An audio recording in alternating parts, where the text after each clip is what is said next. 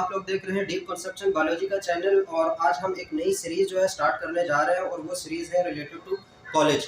जो intermediate level पे books हमें पढ़ाई जाती हैं बायोलॉजी फर्स्ट ईयर और बायोलॉजी सेकंड ईयर, तो हम उसी से रिलेटेड एक सीरीज स्टार्ट करने जा रहे हैं जिसमें जितने भी कॉन्सेप्ट्स होंगे, जितने भी हमारे पास लेक्चर होंगे वो सारे रिलेटेड होंगे कॉलेज लेवल तक। ठीक है, तो कॉलेज लेवल तक है तो उसमें क्या इंपॉर्टेंट है, क्या चीज़ हमें याद रखनी है, किस चीज़ को कैसे समझना है, क्योंकि बायोलॉजी रटा नहीं है। जो हम सबसे बड़ी गलती करते हैं कि बायोलॉजी को ये समझते हैं कि वो रटा है। बायोलॉजी रटा नहीं है। बायोलॉजी एक ऐसा सब्जेक्ट है कि अगर वो एक बार समझ आ जाए तो उसमें वो कोई चीज़ भूलती नहीं है, क्योंकि ये एक मौजूद चीज़ है। हम किसी चीज़ को कंसीडर नहीं करते या हम किसी चीज़ को फर्ज नहीं करते। यहाँ पर एक चीज़ है, बस हमने उसको समझना है कि अगर कोई स्ट्रक्चर है तो वो ऐसा स्ट्रक्चर क्यों है, उसके फंक्शन क्या है। ठीक है, तो यहाँ पर इस सीरीज में हम बायोलॉजी जो फर्स्ट ईयर और सेकंड ईयर लेवल पे पाई जाती है उसको हम फोकस करेंगे। और जो हमारा सबसे पहला आज टॉपिक है वो बायोलॉजी फर्स्ट ईयर जो है उसका पहला ही चैप्टर है, वहाँ से हमने स्टार्ट लेना है इंशाल्लाह। तो इस चीज़ को फॉलो करो। जो अभी हम ये सीरीज स्टार्ट करने जा रहे हैं, जो भी इसको फॉलो करेंगे इंशाल्लाह उनके लिए एग्जाम में बायोलॉजी के पेपर में इंशाल्लाह कोई मसला नहीं होने वाला। ठीक है, तो आज हमारा जो टॉपिक है वो टॉपिक है, सबसे पहले चैप्टर नंबर 1 हमने स्टार्ट करना है। चैप्टर नंबर 1 से हमने स्टार्ट लेना है। चैप्टर नंबर 1 जो बायोलॉजी फर्स्ट ईयर का चैप्टर नंबर 1 है, वहां से हमने स्टार्ट लेना है। तो जब स्टार्ट लेंगे, देखें सबसे पहले बायो में हमने समझना है कि भाई सेल थ्योरी क्या है। सेल हमने 9th-10th में बहुत पढ़ लिया कि सेल ऐसा है। सेल जो है अगर दीवार एक ईंटों से बनती है तो पूरा जानदार जो है वो सेल से मिलकर बनता है। लेकिन हमने फर्स्ट ईयर में सबसे पहले चैप्टर में यही समझना है कि भाई सेल क्या है। ठीक है, व्हाट इज सेल। सबसे पहले जो हमारा सबसे बड़ा क्वेश्चन है वो यही है कि व्हाट इज सेल, सेल क्या है बना। ठीक है, पहला क्वेश्चन इंपॉर्टेंट क्वेश्चन कि सेल क्या है। तो सेल वही जो स्ट्रक्चरल और functional unit of living thing is called cell, वही इसकी बेसिक सी डेफिनेशन है। तो सबसे पहले हमने समझना सेल थ्योरी के बारे में कि सेल थ्योरी, सेल के बारे में थ्योरीज क्या कहते हैं। जो सबसे वेल डिफाइंड थ्योरी है सेल थ्योरी, उसके मुताबिक पहला उसके 3 ही पॉइंट्स याद रखना। सेल थ्योरी के 3 पॉइंट्स है। पहला पॉइंट क्या कहता है, पहला पॉइंट हमें यही कहता है कि जो सेल है वो फंडामेंटल यूनिट है। किस हवाले से, स्ट्रक्चरल हवाले से भी और फंक्शनल हवाले से भी। लिविंग थिंग्स में लिविंग थिंग का स्ट्रक्चर कैसे होगा और उसका फंक्शन क्या होगा वो डिसाइड करते हैं हमारे पास सेल। जिस टाइप का सेल होगा उसी तरीके से उसका स्ट्रक्चर भी होगा, उसी तरीके से उसकी जो सेल का फंक्शन भी होगा। मैं मिसाल देता हूँ, हमारी आंखें जो है वो भी सेल है, हमारे जो स्किन है वो भी सेल है, हमारे जो बाल हैं वो उसमें भी सेल्स होते हैं, हमारे कान सेल्स में है, सब कुछ सेल से बना है। लेकिन आंखों का काम और है, कानों का काम और है, स्किन का काम और है। अंदर से अगर स्टमक की बात करें, मैदे की बात करें तो उसका काम और है। तो ये चीज़ें कौन डिफाइन करते हैं, हमारे पास सेल। सेल किस टाइप का है वही डिफाइन करेंगे कि फंक्शन किस तरह का होगा। बिलफर्ज हमारे पास आंखें जो है उनमें जो सेल्स हैं उनका काम वो हमें बसीरत मतलब देखने की जो एबिलिटी है वो प्रोवाइड करते हैं। तो उन सेल्स का काम होता है देखने में। इसी तरह कान में जो सेल्स हैं वो सुनने में होते हैं, उनका फंक्शन अलग है। इसी तरह मैदे में सेल्स हैं, उनके फंक्शन अलग है। स्किन के सेल्स के फंक्शन अलग है। तो सबसे पहले जो सेल थ्योरी है, चाहे वो हम सिर्फ अपनी बात नहीं करें, अगर हम बैक्टीरिया को देखते हैं तो बैक्टीरिया में जिस टाइप का सेल होगा उसी लिहाज से उसके फंक्शन होंगे।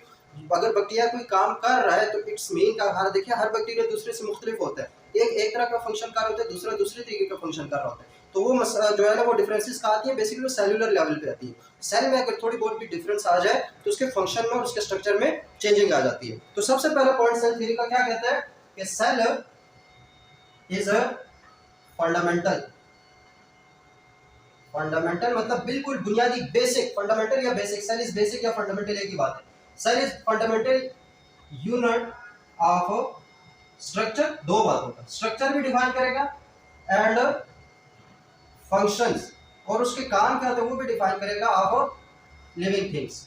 जितने भी जानदार होंगे, जितनी भी जिंदा चीजें हैं उनको स्टडी कौन करते हैं, बायो करते हैं। तो बायो अगर हम स्टार्ट कर रहे हैं तो सबसे पहले हमने सेल को समझना है। सेल के समझने की थ्योरीज है, क्यों सेल को हमने पढ़ना है, क्योंकि किसी भी लिविंग थिंग के स्ट्रक्चर को और फंक्शन के लिए फंडामेंटल बेसिक चीज क्या है कि उसका सेल किस टाइप का है, हमें उसके सेल को स्टडी करना है। ठीक है, ये तो एक इसका पहला पॉइंट क्या है, cell is the fundamental unit of structure and function of living things. दूसरा यूनिट क्या है, दूसरा यूनिट जो हमारे पास है, पहला पॉइंट तो हो गया। दूसरा पॉइंट ये है कि भाई जितने भी हमारे पास लिविंग थिंग्स होंगे, ऑल लिविंग थिंग्स इस दुनिया में, इस कायनात में जितने भी लिविंग थिंग्स हैं, जितनी भी जिंदा चीजें हैं वो सेल से मिलकर बनती हैं। All living things are made up of sales.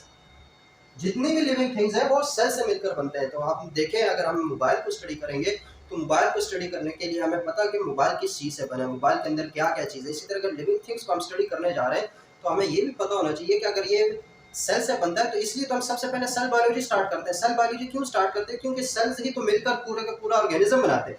तो हमने सबसे बेसिक उसमें जाना कि सेल क्या है। तो पहला तो पॉइंट होगा क्योंकि क्यों हमने सेल को पढ़ना है, क्योंकि ये स्ट्रक्चर और फंक्शनल यूनिट है। स्ट्रक्चरल यूनिट भी है, स्ट्रक्चर भी बनाएगा, फंक्शनल यूनिट भी है।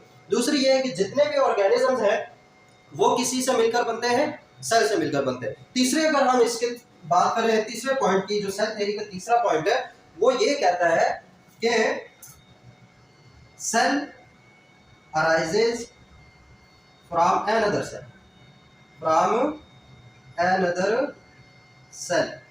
कि जितने भी सेल्स हैं वो खुद ब खुद नहीं बनते। एक सेल होगा, उसी से एक दूसरा सेल बनेगा, उसी से अगले सेल बनेंगे।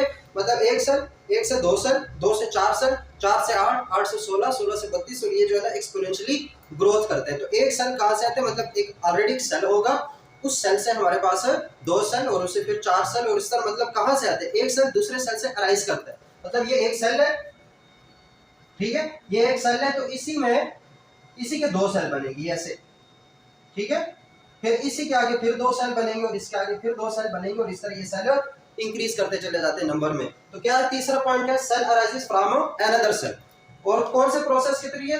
Through cell division. Cell division अलग से पूरा टॉपिक है कि सेल डिवाइड कैसे करता है, लेकिन यहाँ पे बस याद रखना कि जो सेल है वो हमेशा एक दूसरा सेल जो होगा उसी से अराइज करेगा, खुद को खुद नहीं बनता कि बस यहाँ से मॉलिक्यूल्स मिल गए, कार्बोहाइड्रेट्स, प्रोटीन मिल गया, ऑर्गेनिज्म मिल गया और सेल बन गया। नहीं, ऐसा नहीं होता।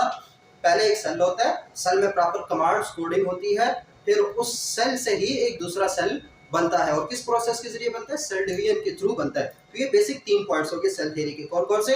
एक तो स्ट्रक्चरल और फंक्शनल यूनिट है लिविंग थिंग्स का सेल। दूसरी बात क्या हुई कि जितने भी लिविंग थिंग्स हैं वो सेल्स के बने हुए। तीसरी बात क्या हुई? तीसरी बात ये कि एक सेल जो है वो पहले से कोई मौजूद सेल होगा, उसी से वो अराइज करते हैं, उसी से वो क्या करता है, उसी से बनता है, खुद ब खुद नहीं बनता, ऑटोमेटिकली नहीं बनता। एक और सेल होगा, उसमें चेंजिंग होगी और इससे फिर 2 सेल बन जाएंगे, फिर 2 से 4 सेल बन जाएंगे। सेल डिवीजन का पूरा एक चैप्टर होगा हमारे पास, उसमें हम इसको बहुत तसल्ली से समझने की कोशिश करेंगे कि ये सेल जो है ये डिवाइड कैसे करते हैं। ये तो 3 हो गए बेसिक पॉइंट्स किस चीज के?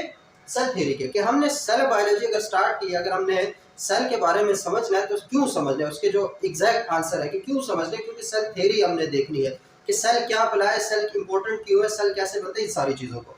तो ये तो हो गई सेल थ्योरी। अब इनमें से या तुम लोगों ने क्या करना है, या तुम लोगों ने यही करना है कि सेल थ्योरी क्या, उसके 3 पॉइंट्स क्या है, ठीक है, सेल थ्योरी है क्या और उसके जो 3 पॉइंट्स है वो क्या है। उसके